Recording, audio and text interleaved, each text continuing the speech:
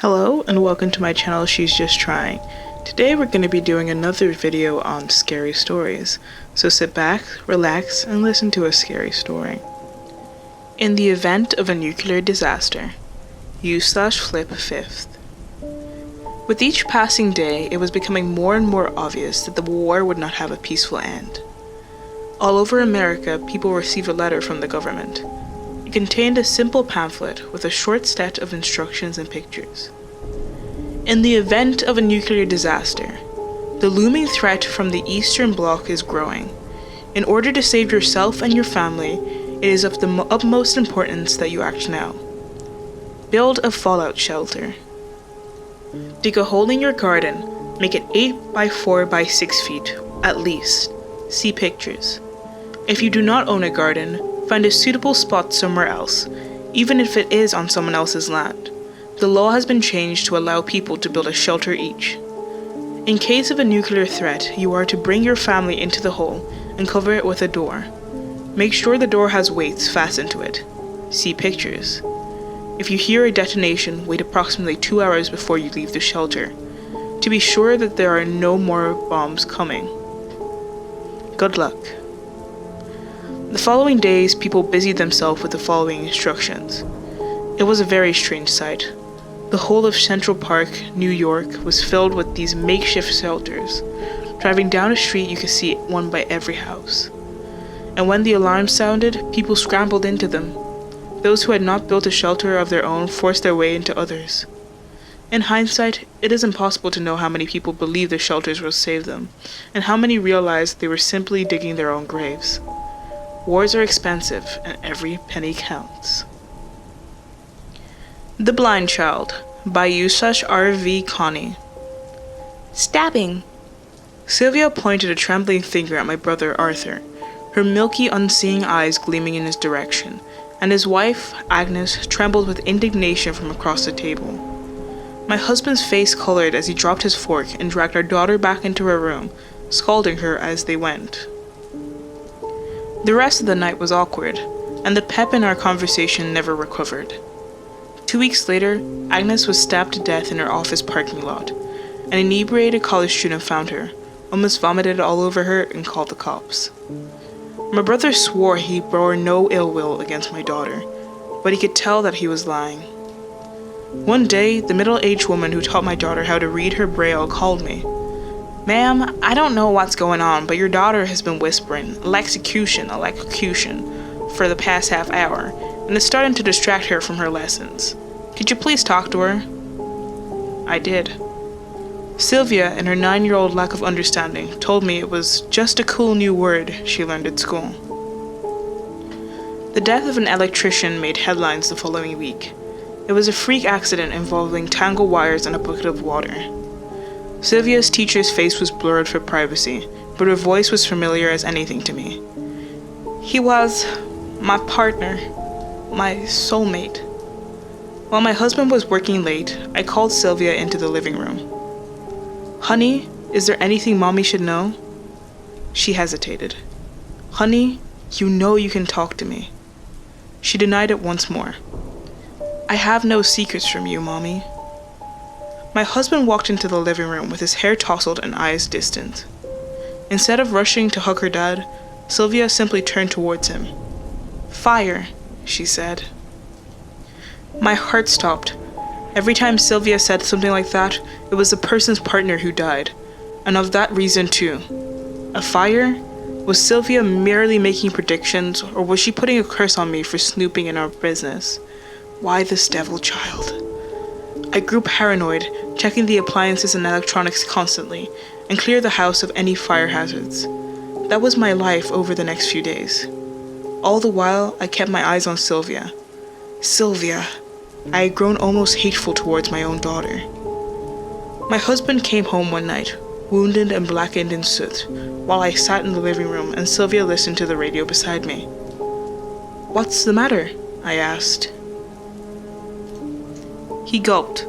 "One of my colleagues, her house caught fire.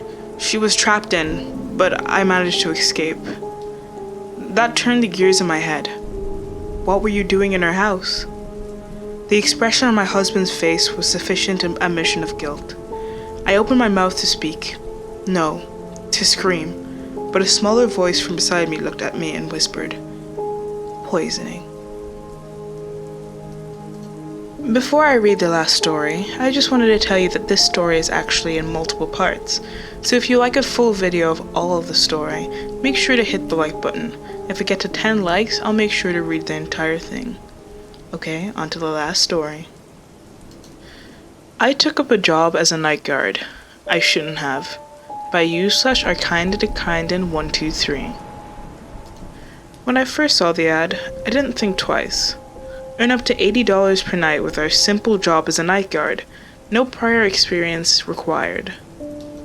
The ad said, and I submitted my resume as fast as I could, fearing it could disappear or be taken by someone else at any moment.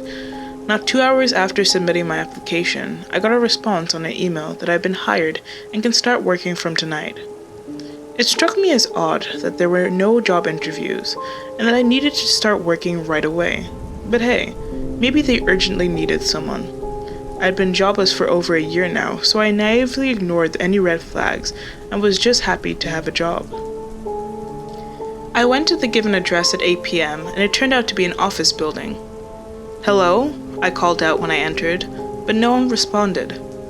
The hall I was in was engulfed in darkness, and the only source of light was coming through a pane of glass on the door, which had the name security on it. I knocked on the door, but there was no response. I decided to open it, and sure enough, it was empty. On the desk was a note, left clear as day for me to read. It said, "To the new night guard. Your shift starts at 8:04 p.m. and ends at 4:04 a.m. When you arrive to the building and relieve the other guard off your duty, you can stay in the security room as long as you want. But you have to use the elevator to get up to the top floor once at any time during the shift. Once up there, you have to proceed to the end of the attic and flip the switch on the wall. That's it.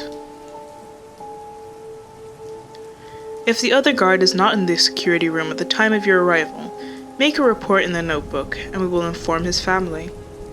As for your duty, it is very likely that when you push the top floor button, 25, the elevator will go past that floor and you may see it stop on floor 33.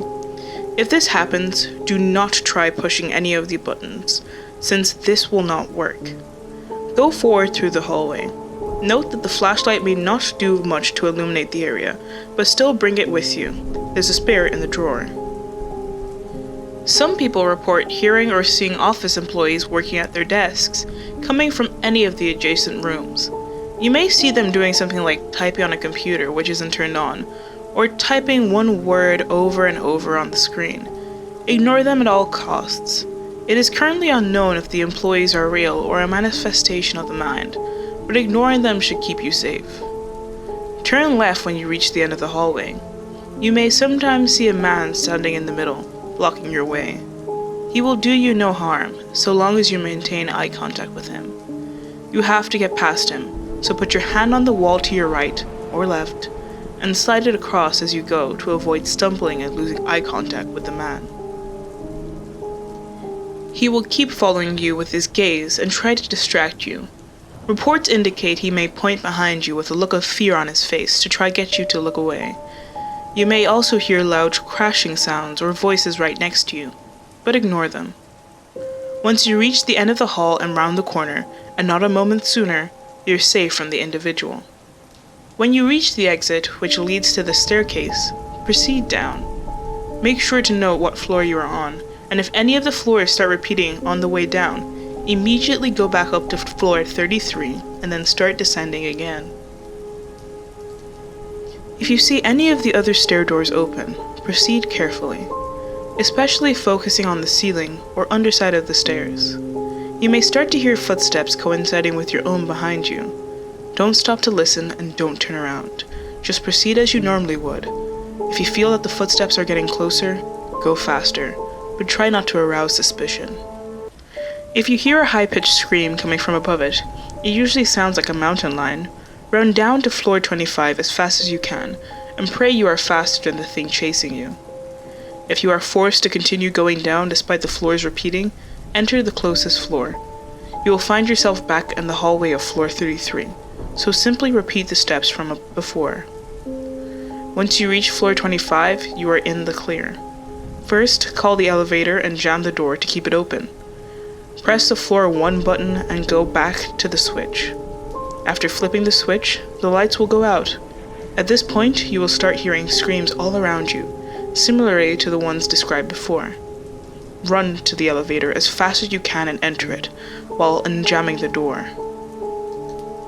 If you did everything right, you should have at least 5 extra seconds to close the elevator before the entities of the building reach you.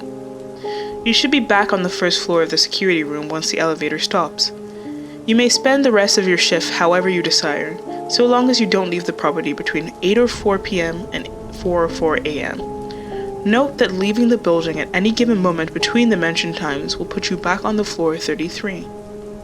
Also note that not flipping the switch before 4:04 a.m. will result in you not being able to leave the building. Thank you for performing your duties, management. It's 1:24 a.m. right now, and the elevator doors just opened on their own. And that's the end of the video. If you like what you saw, make sure to hit the like and the subscribe button. Thank you to my Patreon, Jocelyn W. You're the best. If you'd like to join my Patreon and help me out, make sure to hit the link in the description. I'm Hearts. I'm just trying. Stay safe, and bye.